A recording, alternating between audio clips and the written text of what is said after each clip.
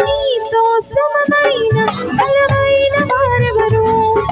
లేరే జగమందు నీ యందు వెతికినను నీతి భాస్కరుడా